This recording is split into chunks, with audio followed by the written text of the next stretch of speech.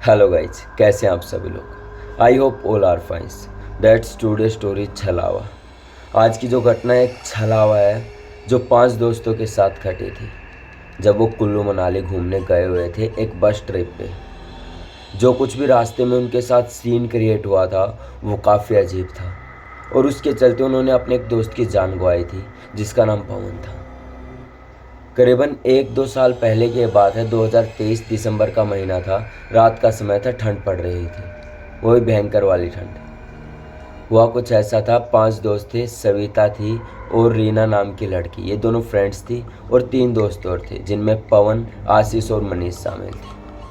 काफ़ी खुश थे और इन्जॉय कर रहे थे अपना। ऐसे ही बस चलती जा रही थी। एक कंडक्टर था बस में और एक ड्राइवर।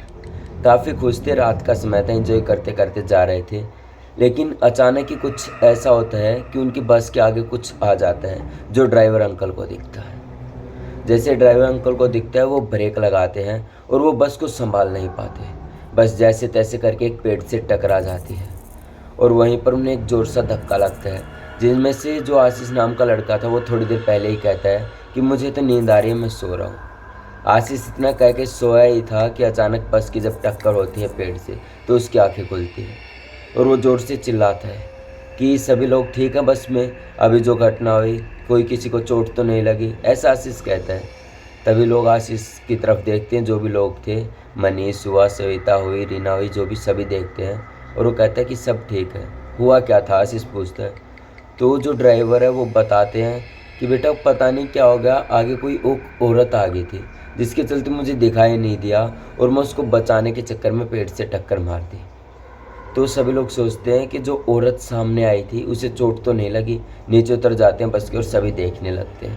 तभी बस से सभी नीचे उतरते हैं तो देखते हैं कि जो बस थी वो एक पेड़ से टकरा गई थी और बस जो थी आगे से काफ़ी ज़्यादा डैमेज हो गई थी और वहाँ पर कोई भी औरत दिखाई नहीं दे रही थी। तो सभी जो लोग थे ड्राइवर अंकल को चिल्लाने लगते हैं कि क्या अंकल आपको दिखाई नहीं देता, और देता भी तो आप ये कैसा बहाना बना रहे हो कि औरत में लग गई, ये हो गया, यहाँ तो कुछ है भी नहीं। तो ऐसे सब लोग अंकल को डांटने लगते हैं जो ड्राइवर होते हैं। तभी जो रीना नाम की लड़की होती है वो मनीष को कहती है कि यार मेरा फ़ोन तो बस के अंदर ही रह गया, ज़रा लेके आओगे। तो मनीष जैसे ही बस के अंदर जाता है तो वो देखता है कि बस में सभी लोग बैठे हुए हैं, रीना, आशीष, सविता, जो भी चारों दोस्त बैठे हुए थे। और मनीष तब जाता है तो वो देखता है कि ड्राइवर अंकल भी बैठे हुए हैं और कंडक्टर अंकल भी पीछे खड़े हुए थे। तो ये देखकर उसे काफ़ी अजीब लगता है मनीष को। उसे लगता है कि यार ये क्या सीन हुआ, अभी तो मैं बाहर से आया, सभी बाहर थे, तो ये अंदर कैसे आ गए। तो ऐसे आपस में बात ही कर रहे थे। तभी मनीष कहता है कि अंकल, सविता, रीना, आप तो अभी बाहर थे तो अंदर कैसे आ गए। तो कहते हैं कि क्या पागल बात करो मनीष, अभी तो कुछ भी नहीं हुआ, अंकल ने तो ऐसे ही गाड़ी रोके चाय वाय पीने के लिए, ये ठेला रहा। तो मनीष को काफ़ी अजीब लगता है और वो बस से नीचे उतर के देखता है कि तभी भी मनीष को लगता है कि सभी लोग बस के पास खड़े हुए हैं और बस की टक्कर एक पेड़ में लगी हुई है। मनीष को काफ़ी अजीब लगता है। मनीष बस में बैठे बैठे सभी से बातें करने लगता है। तो इतने में ही ड्राइवर अंकल कहते हैं कि बेटा हमारे साथ एक छलावा हुआ है और हम जितने भी लोग अंदर बैठे हैं बस में उनमें से किसी एक के अंदर वो छलावा है। तो उन्हें काफ़ी अजीब लगता है कि अरे ये छलावा ऐसे कैसे प्रवेश कर सकता है किसी के अंदर, और ऐसे कैसे हो सकता है। और मनीष कहता है कि कुछ ना हो, यहाँ तो है ना है, कुछ तो है। तो ऐसा मनीष कहता है और सभी बस में बैठे थे। तभी ड्राइवर अंकल कहते हैं कि बेटा अब हमें यहाँ से तुरंत चलना चाहिए, नहीं तो कुछ भी हो सकता है। तो बस को चलते करते करीबन 1.5-2 घंटा बीत चुके थे, लेकिन बस जो थी एक ही जगह पर घूम रही थी। अब अंकल जी को भी शक हो गया था कि छलावा ज़रूर किसी न किसी के अंदर है और शायद तो मनीष के अंदर ही छलावा है, ये बहकी बातें कर रहा है। इतने में ही जैसे बस चला रहे थे, आगे एक पूरी फैमिली खड़ी थी जिसमें बच्चे खड़े थे, 2 बच्चे थे और उनके मम्मी पापा थे। तो मनीष उनको सामने सड़क पर देखता है। तो जो ड्राइवर अंकल हैं उनको बस को रोकने के लिए कहता है, लेकिन ड्राइवर अंकल कुछ भी नहीं कर पाते, बस को रोकते नहीं है, वो चलाते रहते हैं। तभी मनीष जो था हैंडल को पकड़ लेता है और हैंडल को इधर उधर करने लगता है। तो इधर उधर करने के बाद बैलेंस बिगड़ जाता है बस का। उनकी जो टक्कर थी उस पूरी फैमिली में लग जाती है जो ऐसे ऐसे हाथ हिला रही थी।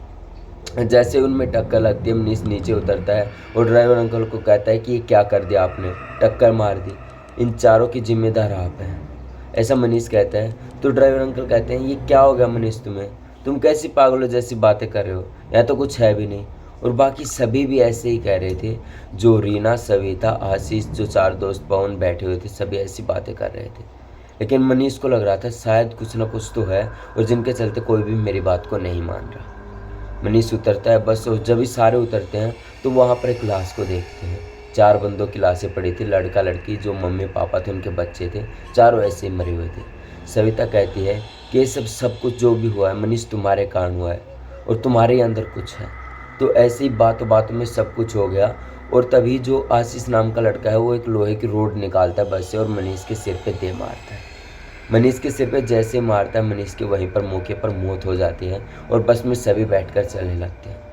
लेकिन अब भी जो छलावा था उसका असर कम नहीं हुआ था, क्योंकि मैं आपको बता दूं, छलावा जो होता है रात के समय उसकी शक्तियाँ ज़्यादा बढ़ जाती हैं, और जैसे सुबह होती है उसकी शक्तियाँ ख़त्म हो जाती हैं। तो ऐसे ही कुछ सीन क्रिएट था, लेकिन अब भी छलावा उनके बीचों बीच था, लेकिन किसी को कुछ पता नहीं चल रहा था। इतनी देर में आशीष कहता है कि ड्राइवर अंकल के अंदर कुछ ना कुछ तो है, क्योंकि इन्होंने बस ऐसी जगह पे रोकी थी, और मनीष को भी ऐसा लगा था। किसी को कुछ समझ में नहीं आ रहा था, और सविता और रीना भी कह रही थी, ये क्या कर रहे हो तुम? पहले ही हमने एक दोस्त को मार डाला, अब ड्राइवर अंकल को मार दिया तो बस कौन चलाएगा? ऐसे आपस में बात करने लगे। लेकिन इतने में आशीष किसी की नहीं सुन पा रहा था। वो फिर से लोहे की रोड लाता है और अंकल के सिर पे दे मारता है।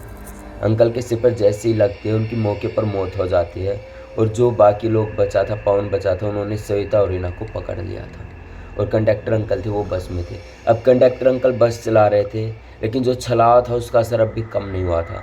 बस के साथ वैसा ही सीन क्रिएट हो रहा था जैसे जैसे बस चलती आ रही थी। अब कुछ भी समझ नहीं आ रहा था। अब सविता को लगा कि जो भी कुछ जो भी हो रहा है, इस सारा का सारा कांड आशीष करवा रहा है, क्योंकि इसने हम दोनों को पकड़ लिया था, और ऐसे सब कुछ इसी के कारण हो रहा है, शायद यही छलावा है। ऐसे सबको लगता है, और पवन को भी ऐसा लगता है, कंडक्टर अंकल को भी, सविता को भी, रीना को भी। अब ऐसे ही वो आपस में बातें कर रहे थे। थोड़ी देर समय के बाद जो कंडक्टर अंकल हैं वो देखते हैं कि ये छलावा कम नहीं हो रहा। अब सारे बस से नीचे उतर जाते हैं और बातें करने लगते हैं। अब जो पवन था वो सविता के ऊपर इल्ज़ाम लगाता है कि हो ना हो इस सविता के अंदर ये छलावा है जो सब कुछ सारा कांड कर रहा है। अब जो कंडक्टर अंकल थे उन्हें भी थोड़ा सा शक हुआ कि जो भी सारा कांड है पवन को ही कारण हो रहा है, तो वो पीछे से रोड लाते हैं बस से निकाल के, और अब की बार पवन के सिर पे दे मारते हैं। पवन के सिर पर जैसे ही लगती है उसकी आंखें लाल हो जाती हैं, और उसका जो शरीर था हवा में थोड़ा सा उड़ने लगता है। तो इतने में सविता और रीना कहते हैं अंकल को, अंकल कुछ ना हो, ये सब कुछ जो छलावा था पवन के अंदर ही था, और इसी के कारण ये सब कुछ हुआ था। तो वो जो छलावा था पवन के शरीर के अंदर से बोलता है कि अब तो सुबह होने वाली है, अब तो बच जाओगे तुम, लेकिन आगे बिल्कुल भी नहीं बच पाओगे। मैंने 2 दोस्तों को तो मार डाला। इतने ही देर में जो पवन का छलावा था वो वहाँ से चला जाता है, और कंडक्टर अंकल अपने बस को चलाते चलाते वहाँ से पहाड़ी के इलाके से निकलते हैं। अब वो सेफ थे, हालांकि उन्होंने अपने 2 दोस्तों को खो दिया था। 2 जो दोस्त थे उन्होंने खो दिया था। एक तो उनका ड्राइवर अंकल, और एक और दोस्त जो मनीष था उनको खो दिया था। उन्हें उस बात का काफ़ी दुख था, लेकिन जो भी कुछ हुआ था काफ़ी बुरा था।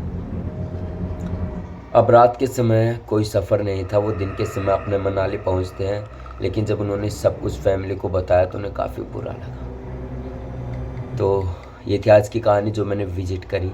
कमेंट बॉक्स में ज़रूर बताएं कि आपको कैसी लगी, और ऐसी कहानी सुनने के लिए चैनल को सब्सक्राइब करें। जब तक के लिए जय हिंद। कल फिर से मिलेंगे और ऐसी खूबसूरत कहानी।